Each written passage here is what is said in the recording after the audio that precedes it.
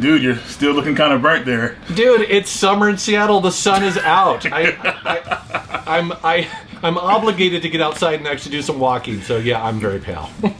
But still, man, we got some pickups to brighten everybody's day. So hopefully you guys are looking forward to this video. Got a lot of cool stuff. I know. A lot of cool surprises as well. Yeah, I've got a ton of variety here, so I think it's going to be pretty awesome. Let's take a look.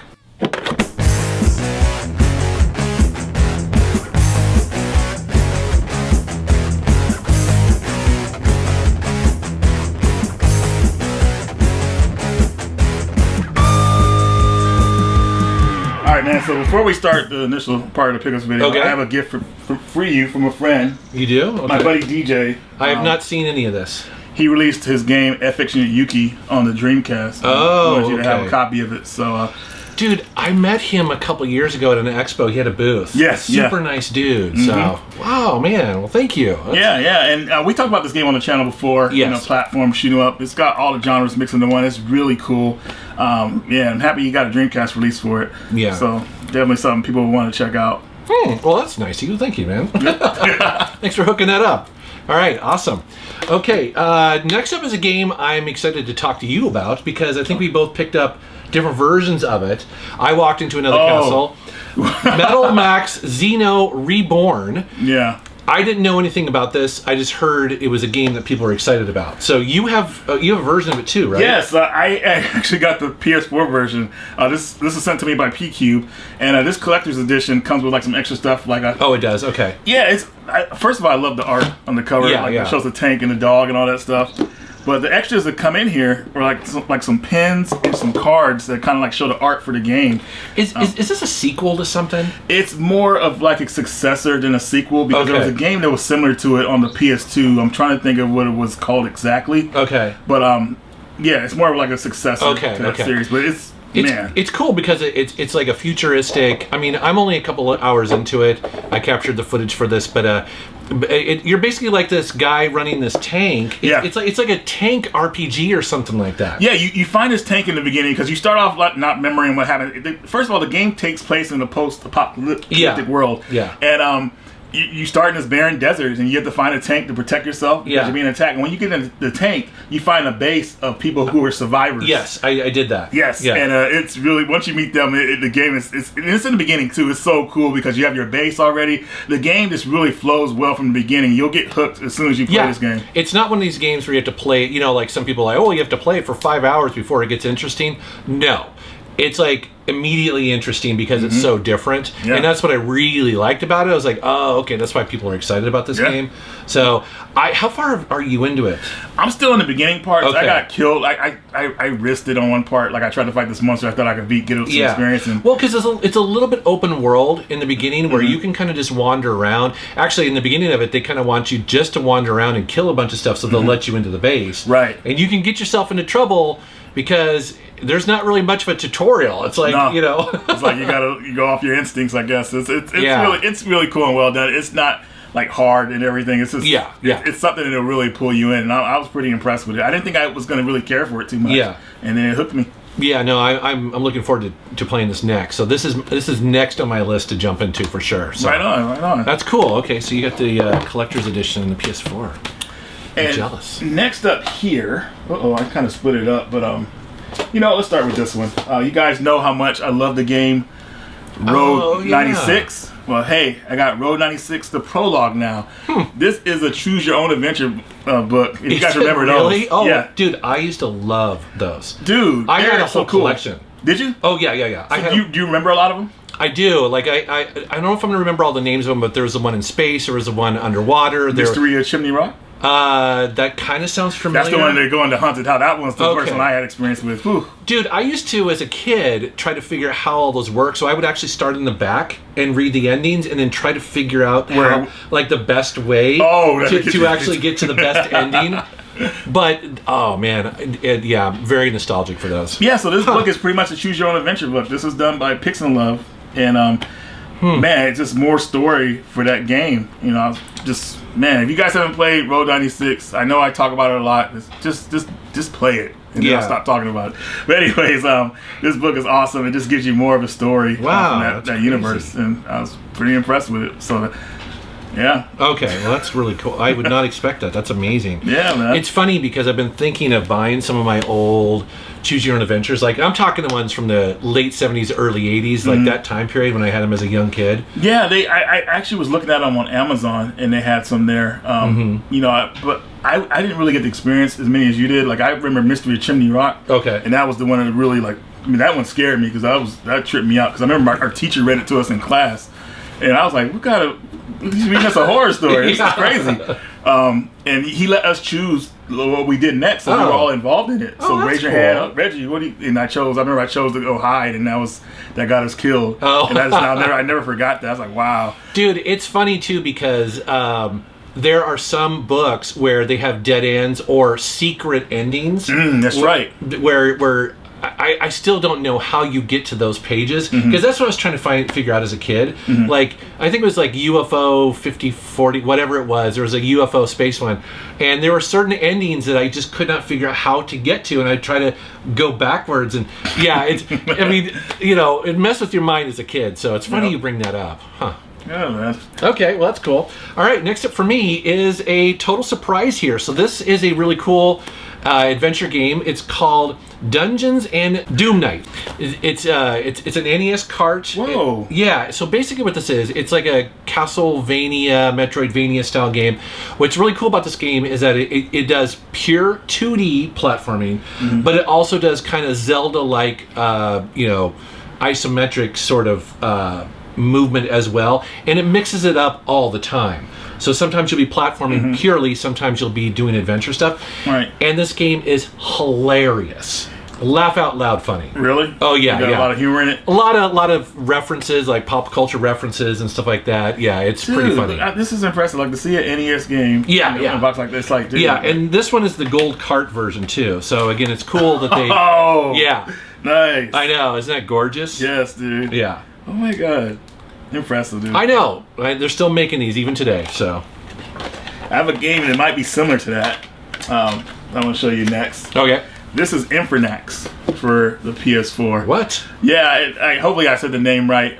But this game is hilarious. It's so hilarious, man. It cracked me up. So there's so many paths you could choose in this game, and there's so many references to older games that are very similar to it. But I was kind of like, it's kind of similar to Castlevania 2. Yeah, I guess you could call it a Metroidvania in a way. I don't know, but it's an awesome adventure game. Okay. And what's really unique about this one is that you actually have you have choices you can make, and these choices lead up into different endings you do. Oh, so okay. whether you choose to be noble or maybe evil, you know, you'll get those type of endings in the game. Morality choices. Yes, and here's the funny thing in the game is you arrive to the city on a boat and you fight the first zombie or whatever like that. If you get back on the boat, the game will end right there too, and you'll get an ending. Oh, really? It's a legit ending. I was like, wow, dude, that's hilarious that they put that much detail in it like that. And there's one ending where if you sleep too much at the end, like if you sleep like 3 full days, the game will end too. Like there'll be an ending, it'll show like you sleeping and it'll show outside like people getting attacked and stuff. Oh, that's super fun. It's just they just really put a lot of love into the game. Also too, if you put the Konami code in there, you can play the game as a running gun shooter. What? Yeah, that's how much detail they put into that game, man. It's an amazing piece. Glad it got a physical release. I hope most of you guys already know about this game. If not, here it is. This is the retail version of it. And man, it's awesome. It really is. There's a lot of good stuff about this game. Bringing stuff I've never heard of. So, well, maybe you haven't heard of this one. Okay. I don't know. Maybe you have. Lumote, the Master Mote Chronicles. So, this is a gorgeous 3D platforming game that deals with light. So basically, you're trying to light up certain parts, certain puzzle parts to unlock the next section of this 3D path. You guys are seeing it now. It's basically just manipulating the environment and basically manipulating light. Okay. Absolutely gorgeous game. Runs really well on the Switch. And what's cool about it too is that it's all one continuous level. So at a certain point, the camera kind of swings around and you realize, oh, this is all one big thing. So okay. Yeah, it's pretty cool. So I bought this simply because I watched another review where I was like, wow, that looks really unique. Yeah. So, and super fun to play. It comes with an instruction manual. Wait, no, that's a poster. But that's still cool. They put something in that groove. You know, does it have a poster in there? Yeah, I Oh, always okay. have a thing about that groove being empty. I know. Something in there. It seems so sad, doesn't it? When It does. It does. Like, what is it there for? Put something. Yeah, there. yeah. Yeah, Cool, so man. this was a really surprise. So I bought this off of Amazon. As you can see, it's a PEGI release. So I don't know if it got physical in the United States, but definitely cool. If you like what you see here, go pick this up. Yeah, there you go. Okay, hopefully you guys will be familiar with this next pickup. This is a Capcom fighting collection. I think you told me about this. Yeah. And so I decided to pick this up mainly because this was the first physical release, at least that I know of Red Earth. Also known as Wizard in Japan, I think. It has the official release of Cyberbots too, which is another game that I don't think got released in America. So this has around like what's this like 1, 2, 3, 4, 10 fighting games on here, and 2 of these are very unique. Red Earth was the one I played the most, and it plays like a verse fighting game. But in this fighting game, depending on how much energy you have left, that's how much energy you carry into the next battle. So it's pretty tense, and you get like food during battle to help increase it. But it's always like you never know when that's going to happen. So it's very tense when playing this game. You only get to pick from 4 characters, at least from the beginning of it. I thought that was like, what the heck? Like that's a small roster, but maybe I can unlock more as the game goes on.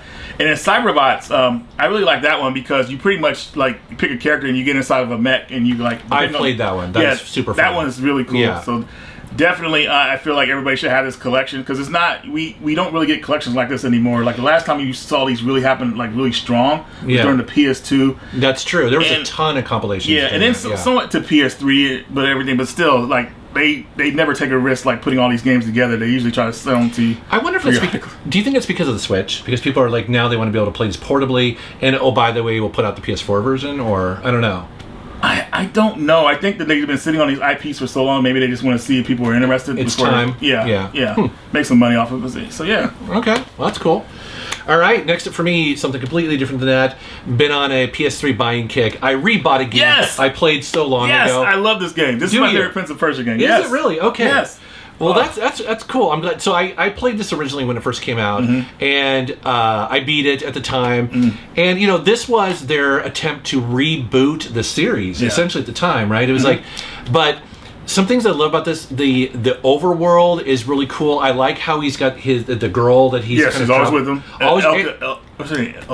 Starts with an E. Something I can't remember. And it's cool. It's cool because she saves you as well. So she's not useless. She's actually pretty handy. Where if you fall off something, she'll grab you, pull you back. That's kind of the Sands of Time thing that they do. Yeah, and also you do combos with her too, which is nice. They're like acrobatic. It's really cool looking. The thing for me with this game is the graphics. I love its graphic style. That kind of cell shaded look to it. It's gorgeous, and so. I just was kind of missing this game for some reason. I didn't have it anymore. Yeah. And I was like, I saw it. It's super cheap. So. Yeah, it is. And this is like, I don't think there's many PS3 games that do a 1080p. This is one of them. Oh, okay. Really cool.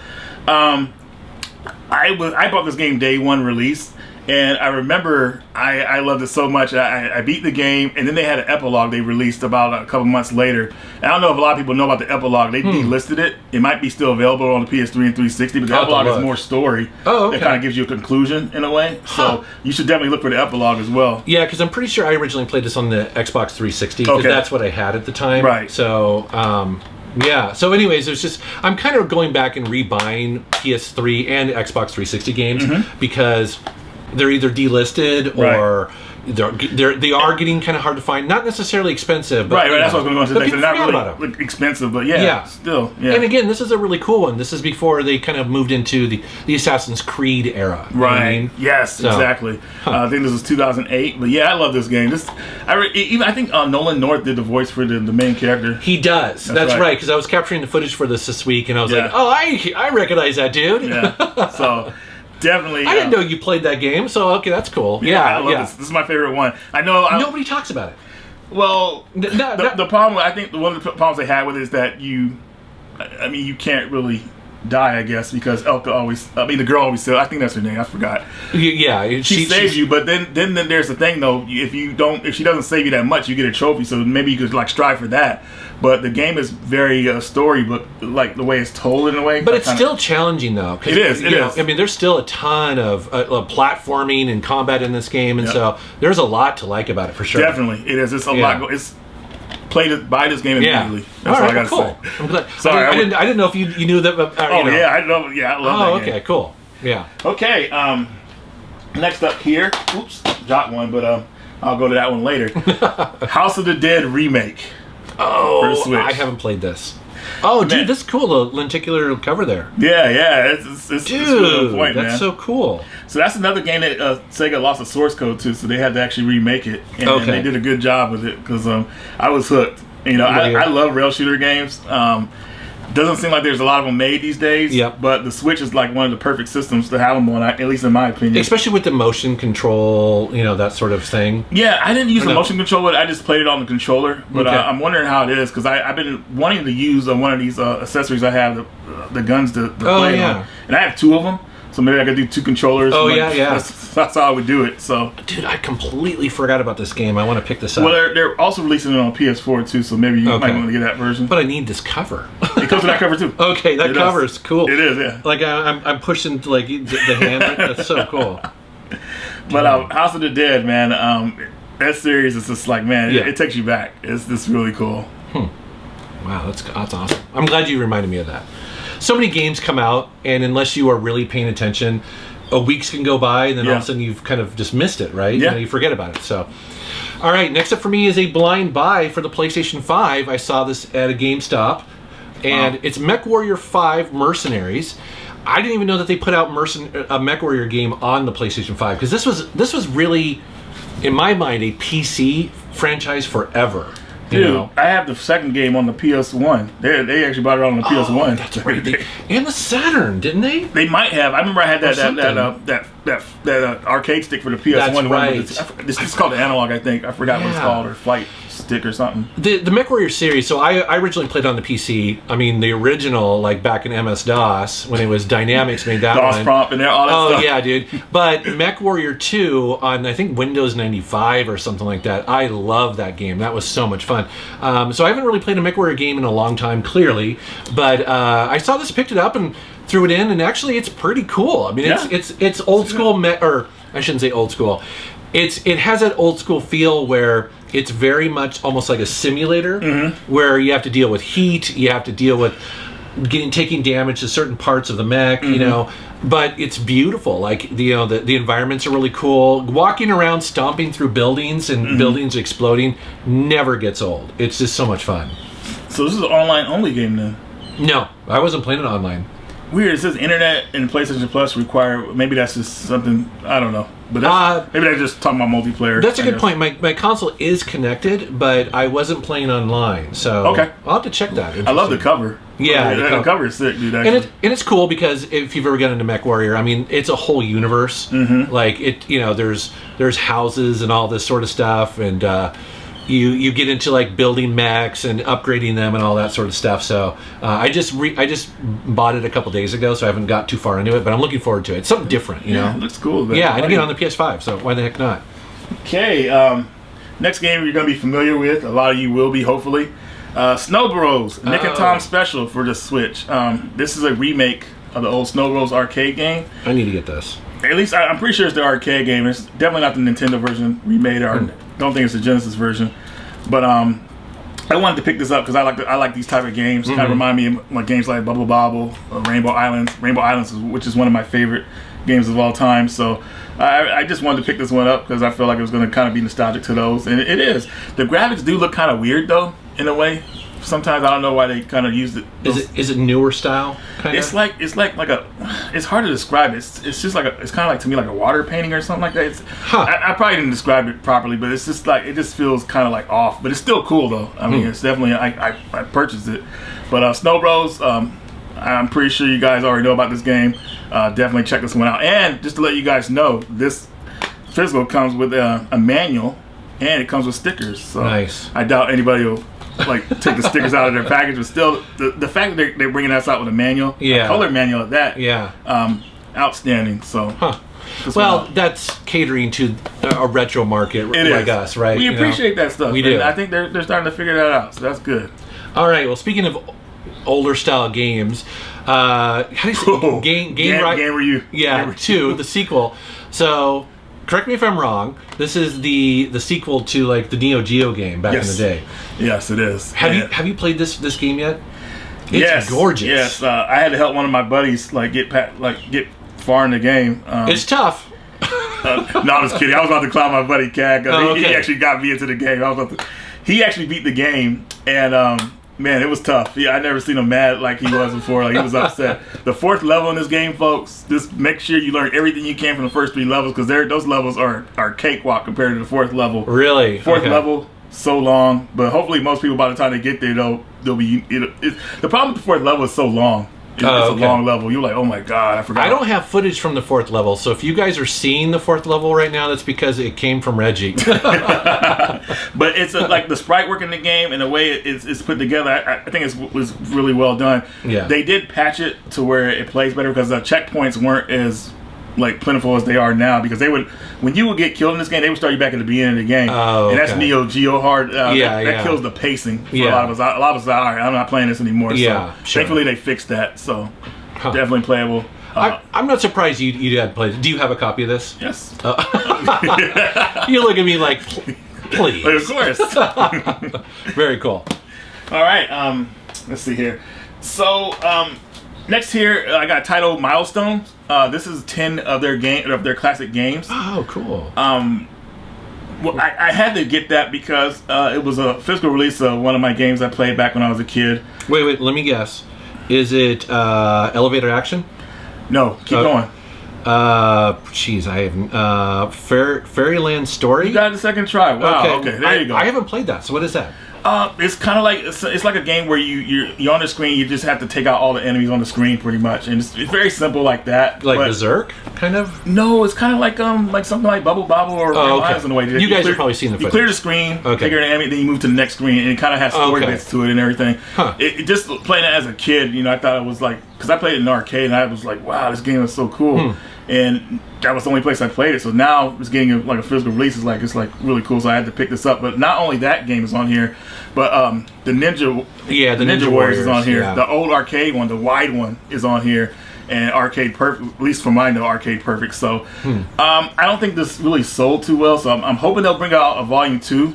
But if you guys are watching, make sure you put more games on here, because they try to start with the oldest games and see if people get hooked. You got to put some of the better games on there before people get hooked. Yeah, because I think a lot of us, we have these collections back on the PS2 era for sure. I mean, not necessarily these specific games, but there were so many collections put out back then that we have a lot of the really old stuff. Yeah, you know what I mean? That's not hard to. So you're right. It's the 90s era stuff that we kind of want. You know what I mean? So. And one of these games is kind of like the precursor to Bubble Bobble. It's called Crack and Pop. This is what I think it is. You guys let me know in the comments if I'm right about that. But anyways, the Taito Milestones. Okay, that's cool. All right, next up is a shoot 'em up on the Dreamcast. Sturmwind. Wow, dude. You did a video on this, and I think that's basically why I had to yeah, that was like one of my first review videos I did on my channel. That game, I was so pumped up when I got that game, man. Dude, it is still a stunning looking game on the Dreamcast. Like, it's like, I mean, I popped it in to capture the footage, and I was just like, wow, like, And there's lots of voiceover going on telling you, just the backgrounds and everything. Again, I know I say this a lot with the Dreamcast, but you're reminded how awesome the Dreamcast is. Yeah, because in my mind, I feel like it's a retro console or something. I don't know. It's a weird place in history, But then games like this, you're like, damn, why did the Dreamcast do better? Yeah, it's every time I think about the Dreamcast, why it didn't succeed like it should have, man, it sucks, man, because it's such a great system. I mean, I think the Dreamcast had one of the best launches in gaming history. I remember that people were like all around EB Games, like waiting in line, and everyone was so happy and cheerful. It was just a really good time, and just to have games still being made on the system, it's just it keeps it alive. This game was actually going to be on the Atari Jaguar for a while. It's actually going to be on that system. Really? A long time, yeah. It'd be interesting to play this game with the Atari Jaguar and that kind of flat D-pad that it has, though. It wouldn't. It wouldn't work. But thank goodness they ported it to the Dreamcast. Yeah.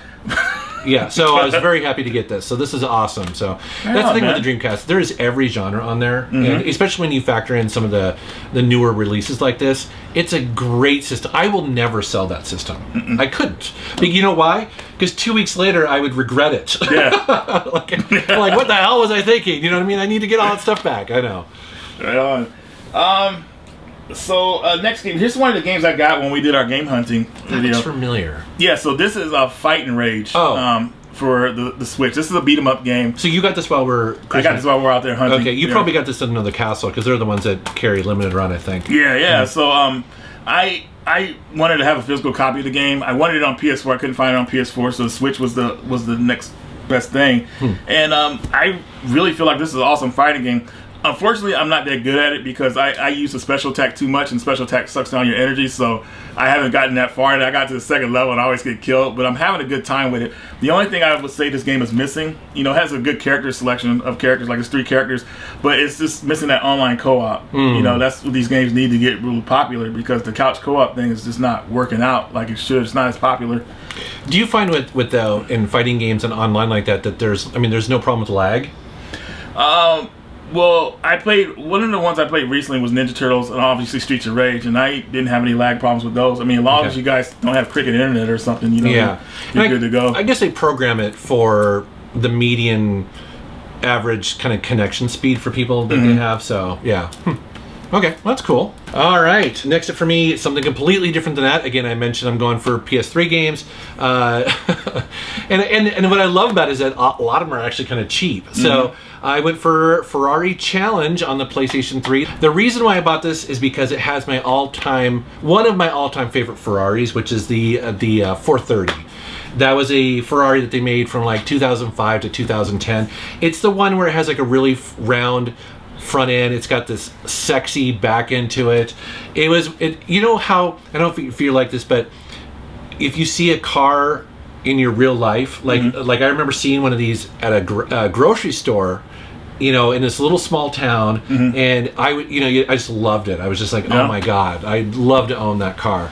I'll never own that car, but I can own the game. So yeah, so Ferrari, they licensed this, so I feel like this game is probably like only on the PS3 or maybe possibly the 360. Yeah, it hasn't got ported because you have that get licensed from them again. And Ferrari's tricky. You'll see like I think Outrun gains the license, loses the license, and so that's another reason why getting physical is really important, because again, it's like I don't have to worry about delisting or if it not being available in 10, 20 years. I'll have a copy. So it says this game's online. I wonder if it's still online. I need to do a video where I search if games are still online. You should. That's interesting, because a lot of people don't realize this PS3 is still free to play online, even though I'm pretty sure everybody has Plus. But like, say that you just your payment lapses 1 month and you need to get online and play a game, you can go to the PS3 and play for free. It'd be interesting. What I'd love to know about that, if you do that video, is how the online works. Because correct me if I'm wrong, but I think that Xbox Online goes through Xbox servers. Yeah. I wonder if that's the case with PlayStation 3, or if the individual developers host the online servers. If that's the case, then you could have online forever as long as these developers leave it running. Like, for instance, this is Activision. Activision could just leave a server running that supports these older games. But is it costly, though, for them to do that? It typically is, because there's maintenance involved in servers and, patches, and you have to upgrade the operating system because of security issues, right? That's the main issue. That's the reason why these things get phased out, because they can't just leave them up forever, because hackers would steal them. They break into them, right? Okay. So they apply patches, and then they break something, and then they've got to update their code. But to that, I don't know. It'd be interesting to see. For instance, if this is still up, it makes me think it's because Activision has a server somewhere, in a shack somewhere. One game I know that's still up online, and we actually played it a couple months ago, is Resident Evil Operation Raccoon City. I know a lot of people don't like that game like I do, but playing it with friends, it's a great time. And what system is that? PS3 and 360. Okay. So it actually, I think it's a part of the PlayStation 5 Plus program premium thing. So it's like, definitely let me know what you guys think of that one if you enjoy the online. All right. Oh, interesting. All right. Let's see here. All right, so this next game here, my friend Kiara, this is one of her favorite series. This is Cotton Reboot in Strictly Limited. Okay. I got the Strictly Limited version. Now this is the box they shipped it in. So it's collectible box. Yeah, I was like, dude, I didn't want to throw the box away. Oh, of course not. So yeah. the real item comes in here. Let me get this out of here. Oops, lots of stuff in there. I'll grab that. That's a little the teaspoon. Oh, okay. But here is the game itself. Wow. You know, and it comes with like a lot of extras. But art book, sound check, teaspoon. What is this? Is this like a little teacup? Or like you put your dirty dish or spoons on or something? Maybe. Oh wait, what else is in here? is that everything? There we go. That for making tea. This is I forget what they call this, like a little tea dipper thing. I never made tea before. Oh, Rebecca drinks I'm a coffee guy. Okay, yeah. Yeah, so you would put after you make your tea, you'd put it in this so that it wouldn't get your counter all dirty. Do you think anybody would ever use their counter for that? My wife would. Yeah, she totally would. If anybody else got this, let us know. That's hilarious. But you're right, though. I mean, something collectible. I know. Yeah. So much of the stuff is like, you'll never use it. Yeah. But Cotton Reboot really... they did a really good job rebooting the series. This game is very impressive. It's a reboot of the first game, obviously, and it has another version of it that's based off of a computer version of the game. I can't think of the computer name right now. It's called the Sharp. I don't even want to try to remember. Oh, was it a Japanese computer? Yeah. Oh, okay. A Cotton game was on there that was really well received, so they added that version here as well. But very well done, a lot of fun. If you like shoot 'em ups, it's definitely something you want to pick up. Strictly Limited did a good job putting this together. If you guys want more of a retail release, I believe Amazon has the American version, but there's no collector's edition with that, so no teaspoon with that version. You'll get the regular edition, but it's just very nice to have, and I love collectible stuff like this. This is one of your favorite. I mean, you bring it up a lot. This is one of your favorite shooter, like this and Twinkle and Dust Miles. Those are the ones that pulled me back into it. Yeah. But definitely something you guys, I hope you want to pick up. If you play this, let me know if you like it. So, yeah. Cool. And maybe make some tea. You'll have to start drinking tea, dude. All right, next up for me is a little bit of an unusual one here. It's called Wytchwood. And the way that they spell witch is kind of weird. But this is on Switch. This is a physical from Super Rare. This is just basically a traditional adventure game in the classic sense, where you're controlling a character around, basically trying to solve puzzles, talking to NPCs. It's a gorgeous game. And, these games can be kind of hit and miss for me. Sometimes I like them, sometimes I don't. This one sucked me in because it's so whimsical and in fantasy and it's so bizarre that I kept wanting to go deeper into it to kind of see where it was going and all that sort of stuff. But you play as a witch, and you deal with potions and magic and stuff like that. And so, super cool game. Okay. I don't want to spoil the story or anything like that. Right off the bat, it sets you up with a kind of a mystery that you're trying to solve, and it just kind of expands out from there. So, kind of a game that maybe not a lot of people heard about. Okay. So. Right on. Super Rare putting out the unique titles, man. They are. Physical. I know. Right on. All right, next game here. Man, so many games. Lots of shoot 'em ups, guys. I'm sorry. Here's a game I got recently. This is called Horgihugh and His Friends. What? Yeah. And this is a shoot 'em up that reminds me of that game. I think it's called Magical Chase on the TurboGrafx. Okay. It plays just like that. So basically, you go through the level, and during the level you can level up your weapons by going into like this little flying balloon, I think a cave thing or something like that, and you go upgrade your weapons and get new special abilities. I was struggling with the game though because I felt like I was too anxious, like I wanted to keep get through it fast or whatever, and the game's kind of like slow paced how it goes through the levels. Okay. I'm looking for more full on action. Let's go, make it look like it's different. But it's still a fun game. I only got to the second level so far, so I just need to take my time and chill, and I'll get farther. But when you're used to fast shoot 'em up games, like something like Clatter's Blaze or something, I don't know, that action is pretty intense. But still a solid game. I'd like to check it out. Yeah, definitely. I like the characters; they look cool. And hopefully I said that right. Caladrius Blaze or Caladrius. Caladrius Blaze, I think. You were just playing it recently too. So Yeah. That's one of my go-to games. I when you want to get in the mood for shooting, let's play that game. Absolutely. All right, next up for me is a pretty wacky one here. The Arm Wrestling Classic. That cover, man, that's awesome. Yes, by Fista Productions. It is on the NES right here. This is this guy makes silly games, and this is definitely a silly game where you're basically arm wrestling. Dude, look at the oil cans on fire. Like I know. And they just make fun, silly, simple games. This is an arm wrestling game where you just basically are pounding the button. Dude. As fast as you can. I mean, it basically just gives you carpal tunnel. Damn. You gotta be careful with that, yeah. Yeah, man. so, is it a game you're going to be playing for hours and hours? Not unless you're really drunk with your friend. But these are kind of cool games. And so I like how people kind of still make simple, dorky games on the NES. And that cover is amazing. Yeah, I love it, man. Yep. Very nostalgic. Yep. in a plastic clamshell, too. Okay, so next game here, I took a chance on this game because I heard it was good things about it. This is Eastward. Did I say it? I've heard of this as well. Okay. So, I believe this is like an action RPG. I haven't got too much into it yet, unfortunately, but I did want to show it on here because I just wanted to kind of give it a shout out because a lot of people like it, and I feel like I'm gonna like it too. I feel like it barely got an American release. It's been out in Japan for a while as a physical.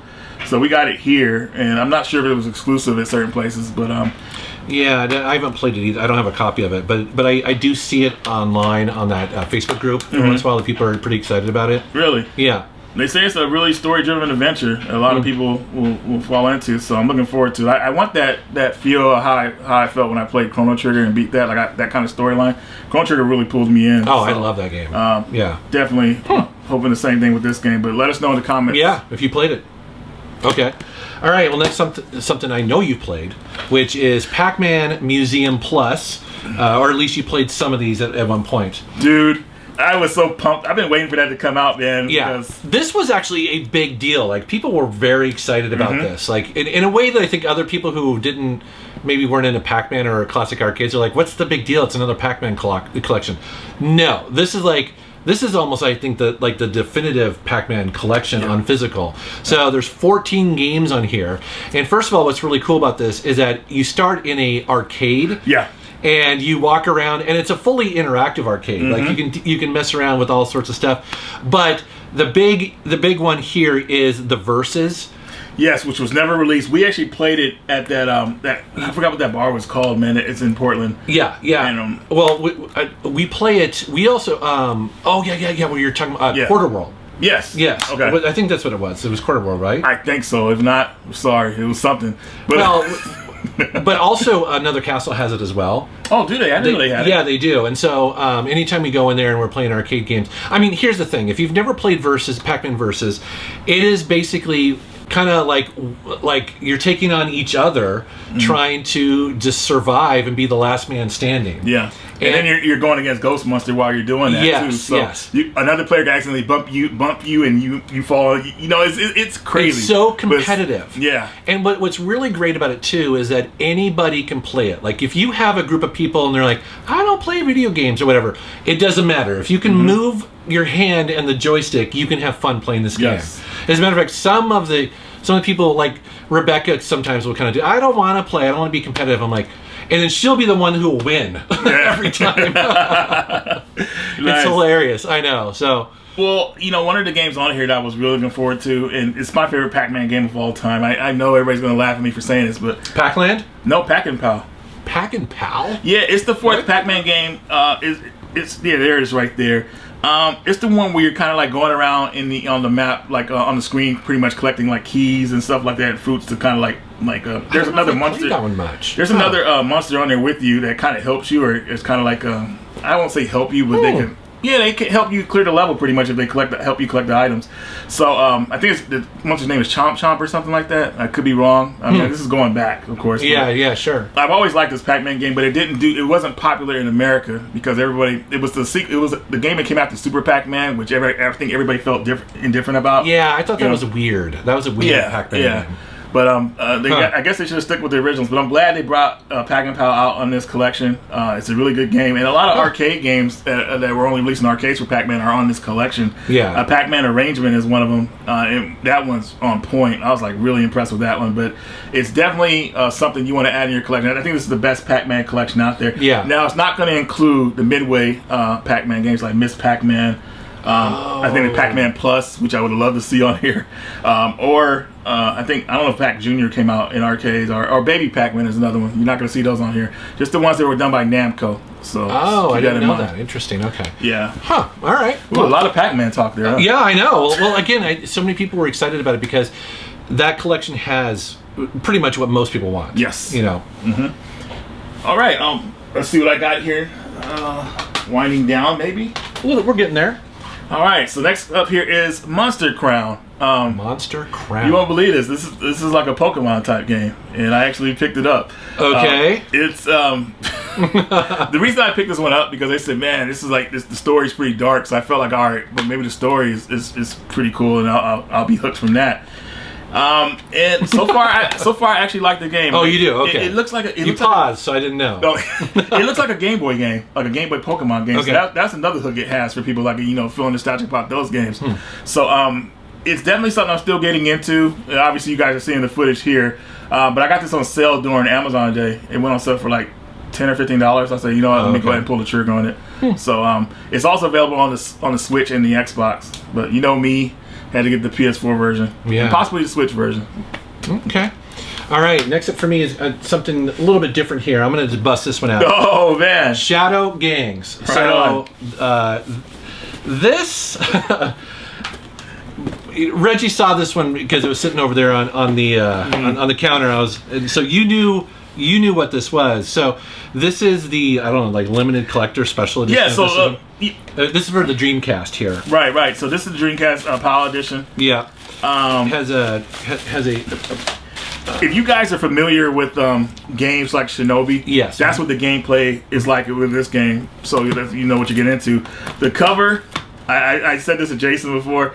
I felt like the villain on the cover looks like Freddie Mercury, especially that one on right the soundtrack there. Here. Yeah, which is so weird because it's like, why Freddie Mercury? But I guess he can kind of look menacing, maybe. I don't know. It looks badass. So I like how they went with that. But, dude, so I was capturing the footage for this game this week. This game is hard. I mean, now I'll admit I'm kind of a wimp when it comes to these kind of games, and I'll get frustrated quick. But dude, I could not even beat the first level. Really? No. Have you beat the first level?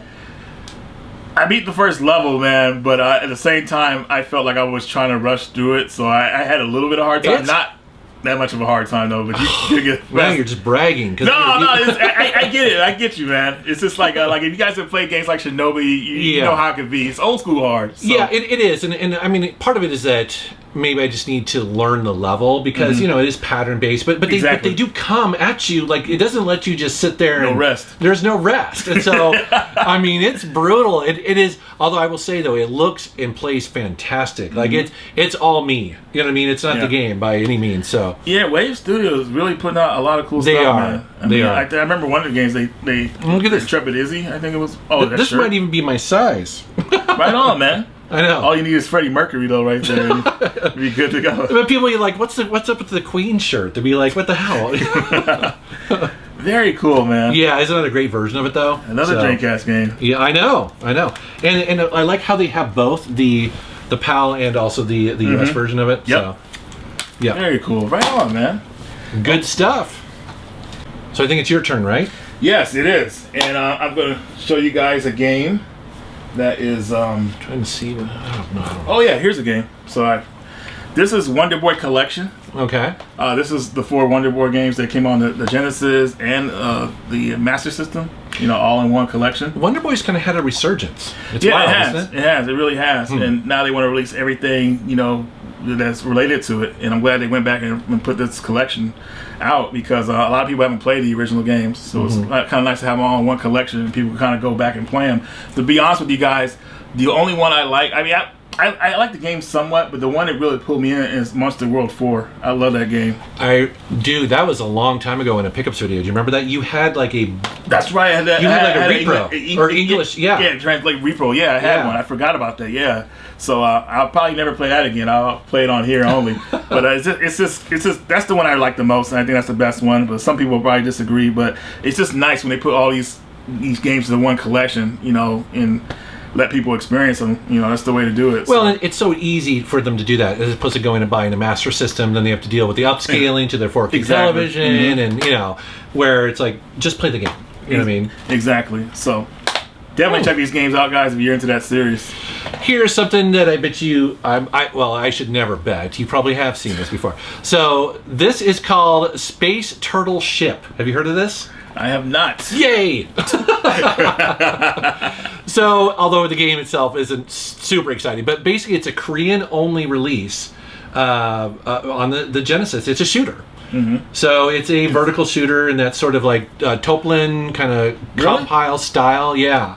So it's totally legit, very cool. Only released in Korea. Yeah, and I was at an expo, and one of the tables recognized me. He's like, "Hey, you know, it'd been sitting there for a while. Nobody knew what it was." Okay. He's like, "You like shooters? Check this one out. Oh, Space Turtle dude. Ship." I was like, "Okay." Super fast-paced game, very difficult, but also really fun. So you guys are seeing the footage here. It just plays like a dream. It's great. And again, for all you collectors out there like shooters and you like your Genesis, maybe here's one that you haven't heard of. Yeah, right on, man. And it's not super expensive. I think I paid $20. Okay. I've seen complete copies like for 50 or something. So okay. It's not bad. I'll take a look into that one. That's cool. My buddy Joel, he really loves the Monster Hunter series. Oh, okay. I think this is the first time we've talked about Monster Hunter on this channel. yeah, and the people love it. Yeah, they love it. It's a really like good series, and I tried to get into it, but unfortunately for me, I need a game that's really strong. Like in story, like story driven. What I'm saying, yeah. And this is the first Monster Hunter game I actually picked up. This is Monster Hunter Stories for the Switch, and this is This is story driven RPG. And I decided to pick it up, and I was thinking that, you know, if I played a little bit of something like this, maybe I could get into the Monster Hunter games and play with my friends. You know, like, you know, I just. Well, you do play a lot of games online with your friends, so I mean that would. I don't really do that, so for me, that's why I've kept away from these. Not because I don't think. But this will be the one that you probably would get into because it's more of a turn-based, story-driven game. Okay. Like, the graphics look really good. That's the thing about these games. I've always been really interested in them because, like, for instance, Kelsey, this is her game. Like, really? Well, not just this. I mean, this franchise.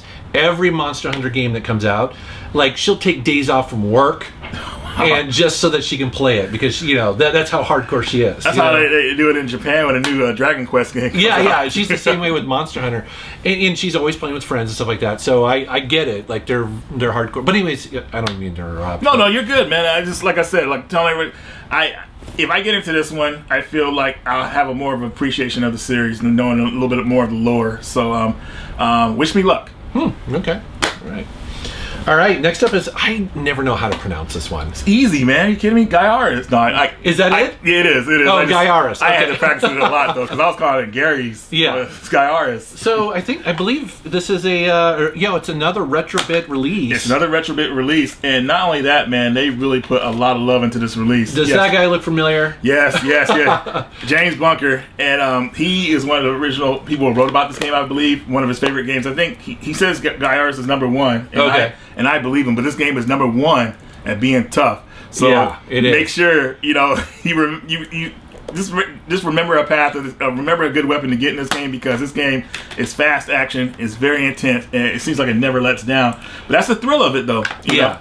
Well, that's the thing. These old school shooters are, you know, you got to know what you're getting into going in because there's not very many that I would consider sort of like beginner style for sure. You know, there's a couple out there. You know, like Steel Empire, I think is a good beginner one. Okay. Yeah. But what I love about this though is that you parodied this or I did. I tried to do a cover art of him doing that. Because Reggie did a video on his channel about this because you were so pumped about it. You wore the shirt. Wore the shirt and said it was number one. And you know what was cool about him? He actually got involved with his re-release. He actually did held the Gary's up. Oh, did he? I call it Gary's. I mean Gaiares. Oh, well, there he is. There it is. There's the picture right there. There it is. There's him now. He's still saying it's number one. Again.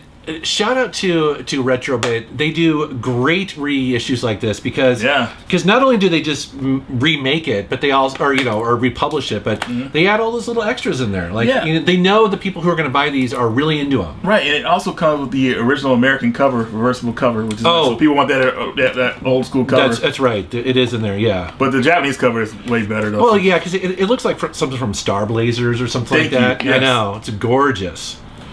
Cool. Right on. All right. I have 2 more. Oh, I have 3. Oh, well, 4 more. All right, here we go. Okay. So, after playing the new Ninja Turtles game, I decided to pick this one up. I hope I pronounced this right.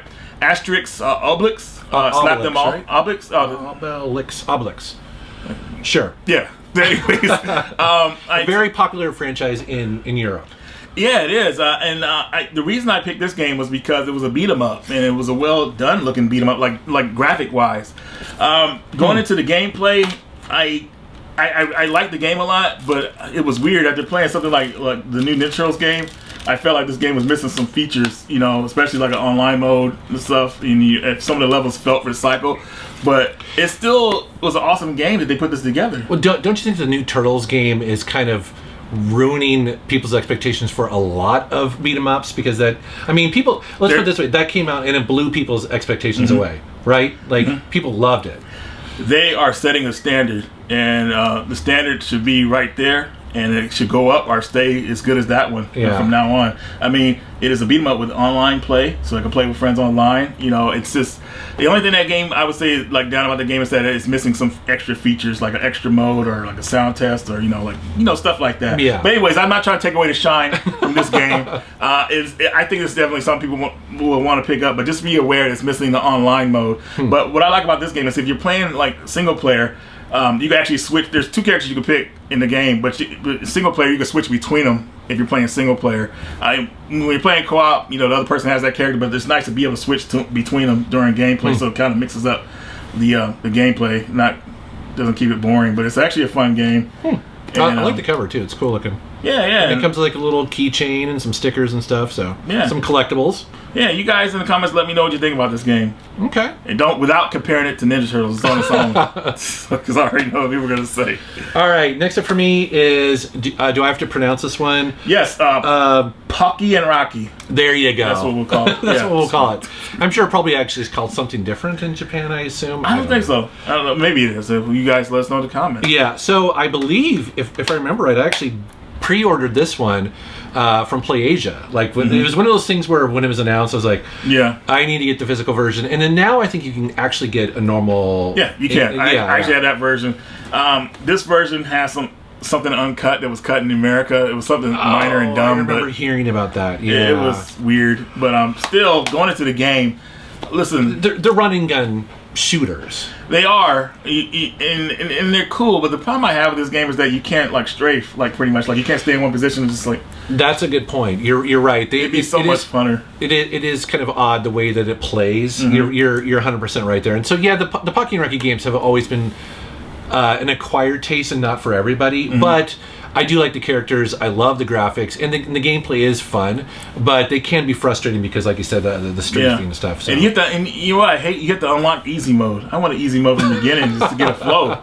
I mean, the first boss. I beat the first boss. And I was like, man, I was struggling. That is hilarious. That you would. Yeah. No. Why would you play easy mode if you? Yeah, I know, right? It's crazy.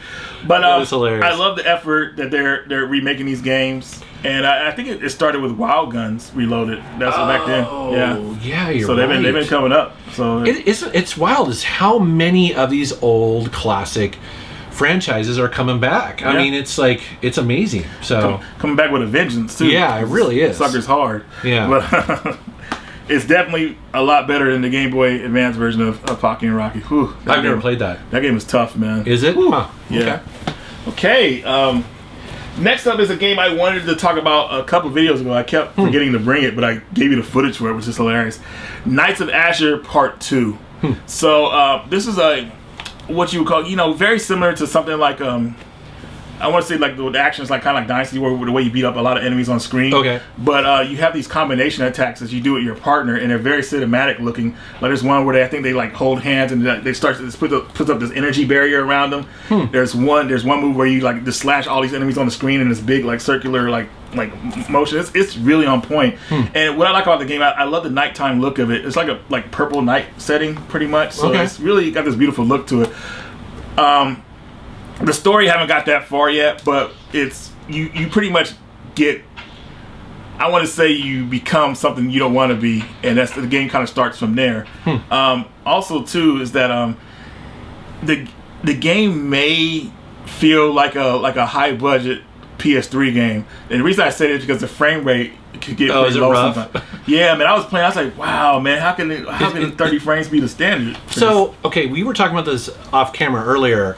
I wonder if it would perform better on the PS5 because you were saying that you don't actually, even though you own a PS5, you use the PlayStation 4 Pro more, maybe. But this would play on the PS5, I assume. Yeah, it will. And the reason for that is because like the room storage on the PS5 is like, man, what the hell? Oh, okay. Yeah, you're 100% right. Yeah, that's true. If you're playing a lot of games on the PS5, you'd have to constantly delete stuff off of it, and the SSDs or whatever the high-end drives are expensive. Right. Okay, that explains why you're expensive. Okay. So that room is you got to make sure for the right games. So on your PS4, did you upgrade your hard drive then? Do you have like a 2 terabyte? It's a 2 terabyte in there. Yeah. Okay. But it have external 4 terabyte and a 1 terabyte internal. But it's all of it's in there full, man. Like all those games are installed, man. So I can put them every time I put a game in, it works, but it's already full. So I'm like, that is so. Most of your games are actually on the external drive then. Yeah, it's filled up. It's like maybe only 2 gigs of space left on that thing. So do you know how many PS4 games do you have now? Do you know? Do you know what the number is? Yeah, I can actually look right now. I'm just kind of curious. The good old Game Eye app, which I have stored on here at all times. What do you think the number is? I think maybe you're somewhere around 200. I mean, it's probably more. I'm probably way off, but we'll find out right now. Okay. Well, what I'm wondering is that when you get home, pop this into the PS5 and see if just that extra horsepower. I don't know how the PS5 does PlayStation 4 emulation, but it'd be cool if it gave it a little bit of a boost. You know what I mean? A lot of the games, my buddy Joel, he's tested out a lot of PS4 games on there, and he said they all get a boost, some kind of boost, where they play a lot better. Yeah. So I'm assuming it does, but I'm wondering how much better could it be, because the frame rate at certain times in this game looks. Well, if that's determined by like a processor that's overtaxed because there's so much stuff on screen, then the PS5 might fix that. I'm not true. Yeah, that's what I'm thinking. But. Okay, so it says I have. So I gotta go to this section here. I think you have more than 200. Whoa. I think you have more than 200. Okay. It is more than 200, guys. I have an estimate of about 371, and I say estimate because almost double. This phone doesn't have my upgraded Game Eye app. My other phone has my Game Eye app upgraded totally, so I'm figuring I might be close to 400 type games. But these are all games I love and want. No, of course. And I want to make sure the system has room for them. I mean, yeah, absolutely. This is the PS4 was your console of choice. Oh yeah, last generation. Even though it's still the same generation pretty much. But I'm not surprised. I mean, I don't have that many as you, but it's definitely up there. I don't know what the number is, but it's it's growing all the time because when I go to expos and stuff like that, I constantly run into PS4 games that I didn't know about or that are cheap or whatever. And again, they play on most of the time on the PS5. So why not pick them up, right? Oh yeah, and the PS4 has a lot of indie games on it, so it's just there's a lot out there. Yeah, and they still look good. It's not like they look dated. Okay. Okay. Next game here. This is a GameStop exclusive. I picked this up because it reminded me the graphics look like Cuphead. This is Rainbow Billy. Or Mr. Driller almost. Yeah, almost look like Mr. Driller. Yeah. But the gameplay, when you look at it, it will definitely remind you of Cuphead, like how the characters look and everything, like kind of Pac-Man eyes and everything. Okay. And everything. But basically, what happens in this game, some monster comes and takes all the color away, and Billy has to get it back pretty much. So it's a very cool platform game. I think a lot of people might get into. I mean, it's only like $20 at GameStop, so you're not taking a huge risk on it. So it's a 2.5D platformer adventure game. 30 plus hours of gameplay. Yeah. RPG. It's pretty cool. I said, I got to pick this one up. So definitely check this one out there, guys. Okay. I think you will like it. I mean, for $20, you gotta like say, hey, was it? Oh yeah. I think most people will take the risk. All right, for my last one was a game I never thought we'd see. We've seen so many like remasters and stuff like that, and I didn't know if we'd ever see this. Chrono Cross on the Switch. This is the Radical Dreamers edition, and I loved Chrono Cross on the PlayStation 1. Yeah. I mean, when it came out, it was... I actually considered it one of my all-time favorite RPGs at the time. Yeah. It was that impactful, for sure. Yeah, it's very story-driven. The music was on point. One of my favorite tracks in that game was the track called Another World, when you go to the other dimension for the first time. Dude, the title track is beautiful. It is. So well done. Very impressive game. Lots of characters to choose from, definitely, as you play through 40 it. of them. 40 characters. Yeah, like, I mean... And, different dimensions and... where Chrono Trigger focuses on time travel, this one actually focuses on alternate dimensions, and it's very well done. I mean, I remember that part, well, I don't want to spoil it still, because a lot of people still haven't played it, but it's like... There is such a cool twist in this game, where the first time you play it, you're just like, wait, am I playing the blank? Yeah. And you're just like... And it's brilliant. Again, it's brilliant. Yeah, so. the transition was just really well done. Very on point. Yeah. I actually like this game better than Chrono Trigger. I know a lot of people will probably get mad at me for that. Not saying Chrono Trigger is a bad game, but this one this is my jam right here. Yeah. That's a tough one, I know. I as much as I do love this game, Chrono Trigger, oh man, especially that combat system, I really like. And, combos. the frog and all that stuff. It's Slurp cut and all those crazy moves he had, Yep. But anyways, I was very happy to see this. It was something I never thought I'd see. Yeah, and also what they did with this one, they actually included Radical Dreamers, which was like a prequel visual novel. Yeah, it's like a visual novel. Yeah. And it's cool that they added to it, because it's like a prequel to this game, pretty much. It gives you more story. Yeah, and they upscaled the graphics. They did kind of like a AI kind of like HD thing to the graphics. Higher resolution polygon characters. It's probably the best that they can do. I mean, it would be cool if they would actually like really remake it, and make it modern, but I think this is the best thing. And again, it's so much easier to play when on the go. So I couldn't buy that fast enough, for sure. So yeah, this game really had a lot of good stuff, man. Very emotional journey. Yeah, it really is. It is one of my all-time favorite RPGs. Yeah. And probably in my top 20, and on the PlayStation 1, which there are a ton of them. Yeah, still to this day. It's probably in the top 5 for sure. So definitely right on. Yeah. I'm glad you got this, man. Yeah. Well, guys, that's another pickups video in the bank. Yeah. I always have fun doing these. It's a great time showing you guys a lot of different games here. Where can people find you? See, I threw you off there. I know. I was going to bring up the cheeseburger thing. So, Metal Jesus Rocks, and of course you can find him, Radical Reggie, on all the interwebs and the Twitters. That's right. All right, guys. Well, thank you very much for watching. Thank you for subscribing. Take care.